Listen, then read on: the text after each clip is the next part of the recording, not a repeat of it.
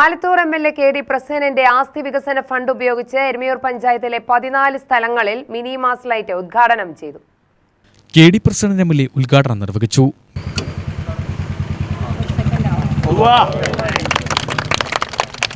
എല്ലാ വിശ്വാസ കേന്ദ്രങ്ങളിലും ലൈറ്റ് ഇടണമെന്നത് പൊതുവായി നമ്മുടെ ജനാധിപത്യ പ്രസ്ഥാനവും ജനപ്രതിനിധികളും ചേർന്ന് എടുത്ത തീരുമാനമാണ്.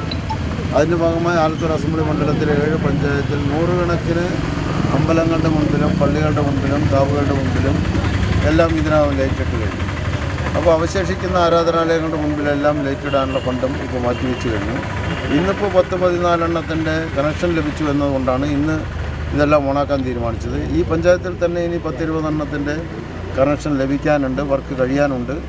ഇത്തരത്തിലുള്ള നിരവധി ആരാധനാലയങ്ങളുടെ മുൻപിൽ ഇനി അവശേഷിക്കുന്നിടത്ത് കൂടി ഈ മണ്ഡലത്തിൽ ലൈറ്റ് ഇട്ടുകൊണ്ടിരിക്കുകയാണ്. ഇവിടെ ഈ നാട്ടിൻ്റെ ഒരു പ്രത്യേകത, നല്ല കാര്യത്തിന് എല്ലാവരും ഒന്നിച്ചു നിൽക്കും.